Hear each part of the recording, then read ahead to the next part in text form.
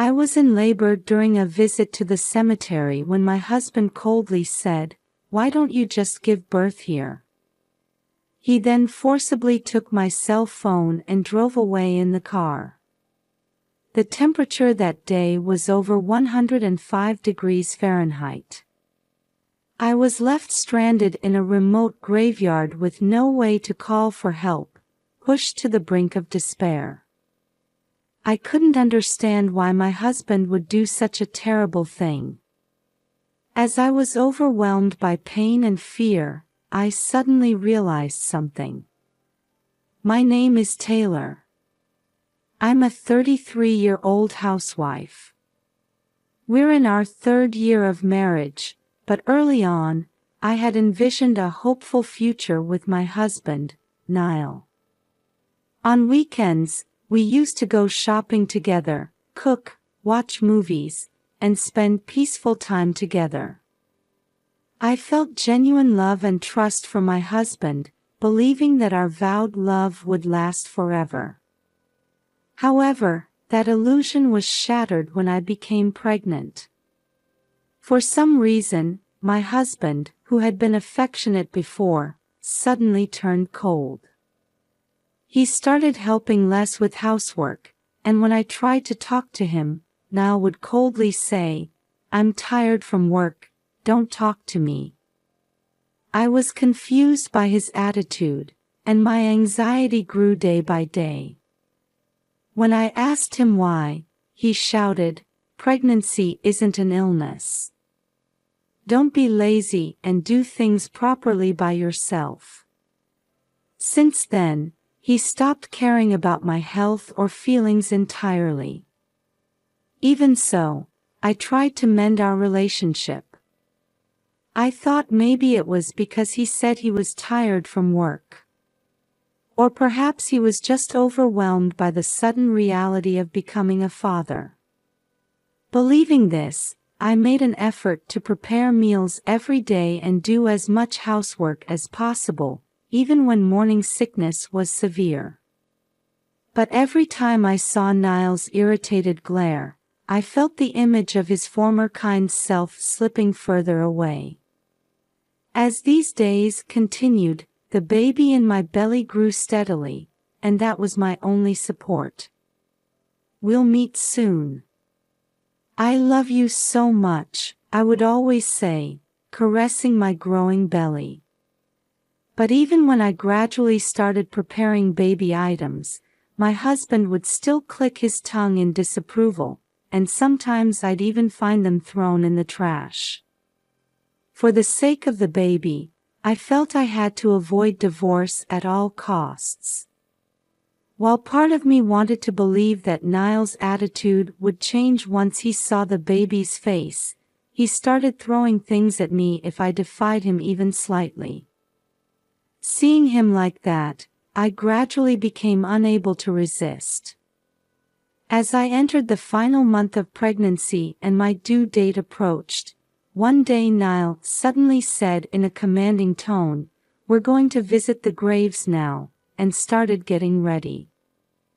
"I feel like my stomach has been tightening since this morning, so I'd like to rest at home," I said. "Can't you even go to visit graves? Or are you saying you're not interested in my family's graves?" he retorted. "That's not it at all." "I didn't mean that," I said. Feeling scared by Niall's sharp glare, I couldn't speak up any more forcefully. Unable to defy my husband's orders, I had no choice but to do as he said. So we headed to the remote cemetery in Niall's car in the scorching heat. An awkward silence filled the car, with only the music from the radio echoing emptily. "All right, we're here. Get moving," he said. Dragging my heavy body, we headed towards his family's grave. However, my body was already exhausted, sweat pouring from every pore, and I felt short of breath. The temperature that day was over 105 degrees Fahrenheit, and even the mountains, which should have been cool, were stifling and suffocating. If I could just get through this quickly, we could go home. That's when it happened. Ouch! I had felt pain in my stomach even in the car, but now a sharp pain like nothing before shot through me. Surprised by the pain, I crouched down on the spot. Niall must have heard my voice, but he kept walking ahead without paying any attention. I tried to call out to stop him, but only a faint voice came out of my mouth. Niall, please. My stomach hurts. I think I'm in labor. I expected my husband to help me when I said that, but he just stopped and looked at me with a cold face. His eyes showed no trace of love or concern for me. Please. Take me to the hospital right now. Why don't you just give birth here? He said with a smirk, looking down on me. My heart sank to the depths of despair. What? This baby is his child too. I never imagined my husband would act so cruelly. I have things to do after this, so figure it out yourself, he said, forcibly taking my cell phone from my bag. Wait a minute. What are you going to do with that? I asked. It's punishment for using pregnancy as an excuse to slack off on housework. Reflect on it a bit, he said, smiling faintly as he put my phone in his pocket and got into the car. Please, wait. Don't go. My desperate cries echoed through the mountains as my husband drove away. I was left on the brink of despair, with no way to call for help. As heat haze rose and the sound of insects pierced my ears, I tried to seek help somehow, but my body reached its limit and I lost consciousness. 6 hours later, suddenly a phone rang. What's this? You secretly bought a new phone without telling me. My husband's angry shouts echoed through the hospital room. So, did you give birth? This is the police. Your wife has passed away. Caught off guard by the unexpected person answering the phone, Niall lost his earlier bravado and could only stammer a response. Please come to the hospital immediately. A few minutes later, footsteps approached rapidly down the hallway, and my husband burst into the hospital room. Are you the husband? Who are you? Are you with the police? Niall looked suspiciously at the woman in the room, who was in casual clothes. I'm your wife's friend, Jennifer. I received a call from Taylor asking for help, so I went to the mountain cemetery. She explained the situation to Niall. I rushed her to the hospital, but unfortunately, we were too late. Jennifer lowered her eyes sadly and bowed deeply in apology. Behind her, on the bed, lay a figure with a white cloth covering their face. Why was my wife, who was in her final month of pregnancy, alone in such a place? I don't know. I couldn't ask her about it. This can't be. What about the baby? I'm afraid the child also. Niall started sniffling, then began to cry, saying in an anguished voice, I can't believe Taylor is gone. Are you sure you have no idea why Taylor was at the cemetery? Jennifer slowly raised her face and asked him with a solemn expression. Of course not. I wasn't told anything, he replied. I see. Then, please look at Taylor's face. The moment she gently removed the white cloth from my face on the bed, I could tell my husband gasped. After staring with wide eyes, frozen like ice for a while, Niall finally managed to squeeze out a voice. No wonder, I was staring at him with my eyes wide open. You're alive. Yes, I am. Thanks to you, the baby was born safely and is doing well. Actually, before losing consciousness, I realized that the phone my husband had taken from me was an old one, so I had called my best friend Jennifer for help. Then I safely gave birth to a baby boy at the hospital. Just as I felt relieved to be saved, anger and sadness over my husband's actions were swirling violently in my chest. So I decided to cooperate with Jennifer. But the police answered the phone earlier. That was Jennifer. We set it all up to trap you after you abandoned me in the mountains. My husband's face twitched for a moment, but he quickly regained his composure. I didn't do anything like that. Taylor must just be confused, he said, turning to Jennifer with a smile. I would never do such a thing. I was worried about my wife in her final month and was looking for her. How can you lie so shamelessly? I said.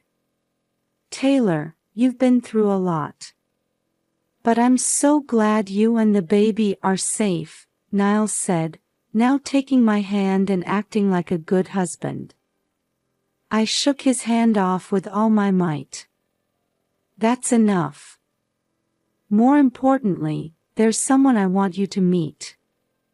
At that moment, the hospital room door opened again, and a woman entered. Belle.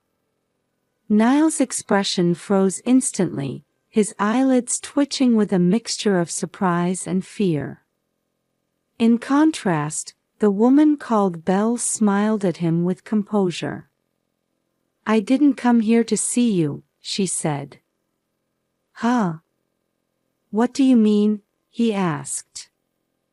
I came to see my sister and her friend Taylor. That statement changed the atmosphere in the room completely. You were cheating on me with Belle, weren't you? When I showed your photo to Jennifer, she said you looked like her sister's boyfriend, so I asked her to call her here. Jennifer, who had been living abroad until recently, didn't know Niall's face well. So when I showed her the photo again, we were surprised by this unexpected development. There's no such evidence. As Niall looked around nervously, trying to cover it up somehow, I thrust Jennifer's phone in front of him. Are you still going to deny it after seeing this photo? It was a lovey-dovey photo of Belle and Niall, and what's more, he wasn't wearing his wedding ring in it. I was shocked when I heard the story from my sister, Belle said. If I had known you were married, I would never have dated you. It's the worst to make me your affair partner, so I decided to cooperate with your wife. Belle, who was also a victim like me, clearly expressed her feelings with tears welling up in her eyes. I'm surprised. To think that the affair partner was my best friend's sister. No. It's not like that. Taylor, you're the only one I love, Niall said, panicking at my accusation. But Belle wasn't going to stay silent either. I'll never forgive you for deceiving me. Belle took out her phone and pressed play. What came out was my husband's voice saying, Belle, I love you. Let's get married. What the hell is this? Why did you record something like that? Niall clenched his fists and his lips trembled. Belle glared at him hatefully. As soon as I heard from my sister, I contacted you to confirm if it was true. Then she played the rest of the recorded audio.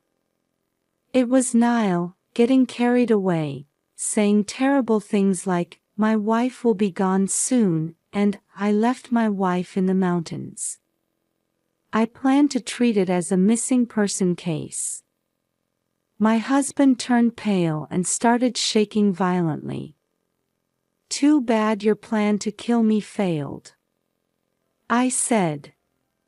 "All of you are making a fool of me," he shouted, trying to forcibly take Belle's smartphone, but she smoothly dodged him. "You always think you can just take things from others and everything will work out, don't you?" she said. "This is all nonsense. I've never met this woman before. It must all be made up." My husband yelled, losing his temper despite being in a hospital room. Hospital staff were peeking in from the hallway, but he was too excited to notice. "So in your mind, it's all lies. The affair, the recording, abandoning me in the mountains." "Shut up. You be quiet." Having his pride deeply wounded by being trapped by me, whom he had looked down on, he seemed to have lost his reason. Audio can be easily fabricated. There's no way that could be evidence. Do you think the dashcam footage isn't evidence either? The moment he heard my statement, Niall froze, his mouth hanging open as he took time to understand the meaning. The car. The dashcam should have recorded everything perfectly. Niall hurriedly turned towards the door, trying to run to the parking lot to hide the evidence, but Belle quickly tripped him, causing him to sprawl ungracefully on the floor. "We've already extracted the data," I said. Realizing it was hopeless, my husband turned back to us. "The recording earlier was a lie," I told to reassure Belle. "I was really planning to go pick you up right away. Please, believe me." He prostrated himself, but there was no way I could believe him now.